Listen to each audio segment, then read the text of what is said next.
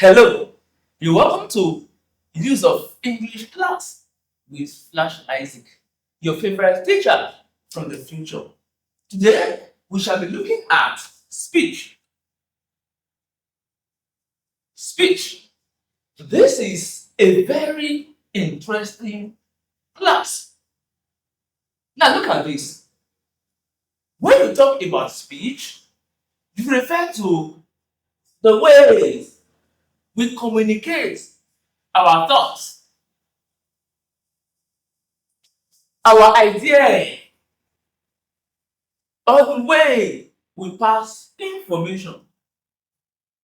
This is referred to as speech. Now look at this. You can communicate your thoughts, ideas, or information in two ways. You can communicate directly or indirectly. Indirectly. Look at this. You go to YouTube, you press the play button, and here someone says, "My name is Flash Isaac, and I am a teacher from the future."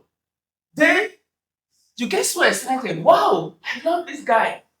Then you run to your friend, John, I just heard something. What was that? I saw this teacher. I love the guy. Anytime the guy wants to teach, he says, "My name is Flash Isaac, and I am a teacher from the future." Now, take note of something. Let's shorten it. He says, "My name is Flash Isaac." So, I want to say, "My name is Flash Isaac." Then you meet your friend. Wow, this guy, I love the way he teaches. In his introduction, he says, "My name is Flash Isaac." Now, notice something. Your friend communicated to you, or he told you exactly my line. My name is Flash Isaac. You see, I say, "My name is Flash Isaac." Then your friend tells you, he says, "My name is Flash Isaac." You see, in quote, this is referred to as direct speech. If someone tells you something or makes a statement exactly how it was said or it was made, it is referred to direct speech. Direct speech. He said, "My name is Flash Isaac." Now look at something else. Your friends might as well tell you something like that, like this. "I saw this teacher. I love the guy." In his introduction, he usually tells us that his name. He said that he said his name was Flash Isaac. Or he usually tells us his name, Flash Isaac. His name is Flash Isaac. He usually says that his name is Flash Isaac. In this case, your friend is not reporting to you directly. He is not telling you exactly how I made the statement, but he is explaining to you. Look at something else. You meet your sister and she says, "I am not fine." Not fine. Then you report this. Child, the way she spoke to me, I really felt bad. She told me I am not fine. In quote. So you are reporting someone's statement or you are repeating someone's statement exactly the way the person made the statement. In quote, this is a direct speech. But for reported, you are telling us what the person said, but without telling us exactly how the statement was made. So if you say something like, "She said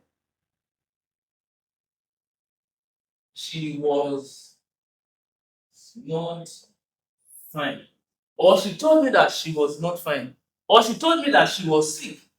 Now, you are reporting the statement, but you are not telling us exactly how it was made or in quotes.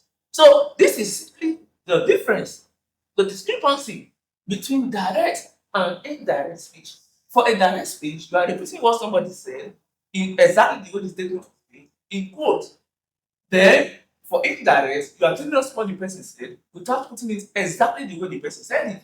So you are at the market and someone is saying, ah, buy gala, buy gala, buy gala, buy gala. Then get to go, you say, ah, I saw this girl today walking gala. She says, or she was saying, buy gala, buy gala. You get that. But a situation where you report that same statement, ah, she told us to buy gala. She was saying that we should buy gala. So you are reporting the speech. You are not telling us exactly how the speech was made. So, ladies and gentlemen, this is the difference between direct and indirect speech. Now, let's look at the statements carefully. Please don't leave, she begged. Please don't leave, she begged. This is a direct statement or a direct speech because the statement or her statement got quoted exactly it was made. She said, please don't leave. And I am telling you now that she told me, please don't leave. So if I wanted this to be indirect, I would say something like, she was pleading or she was begging me not to leave. But I decided to put it exactly how she said it in both. It becomes a direct speech. Now look at this. Luke said, I am going to the store. Luke said, I am going to the store. This was exactly the statement made by Luke. So when you see it in both, it is definitely a direct speech. But look at the indirect version of this. She said she was going to the store. Or let's say Luke is a male. He said he was going to the store. So I am going to the store, and he said he was going to the store. They tell us the same thing, they pass the same message. But here, you are telling us, you are reporting to us. So indirect speech is also referred to as reported speech because you are reporting what Luke said. But in this case, you are telling us exactly how he made the statement, but here you are telling us, or you are rephrasing it, you are summarizing it, you are passing the message, not exactly how it was made. Please close the door, requested Dan. So when I see this, I know that this was the statement made by Dan. Please close the door. Now, the beauty of direct speech is that if there is a mistake, it is not your fault. If I say something like this, he said, I I will fine. I will fine.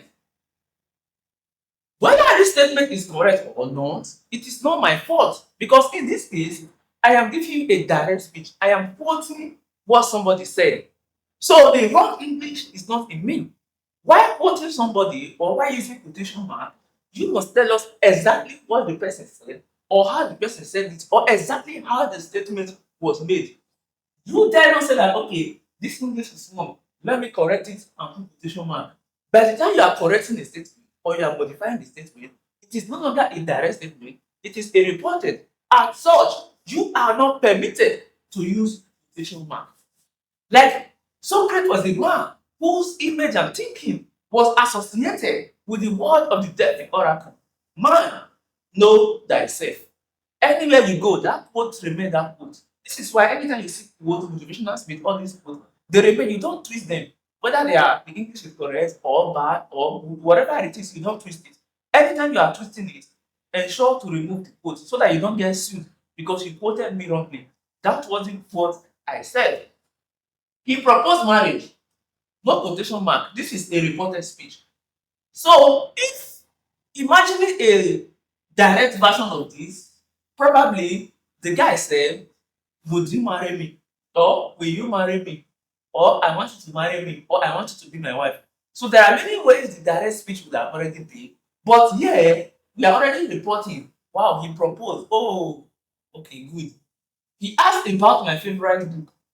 This is an indirect speech.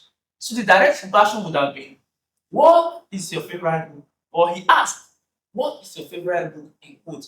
So with these few points of mine, I hope you understand the differences between direct and indirect speech, and you know how to identify direct and indirect speech. Thank you.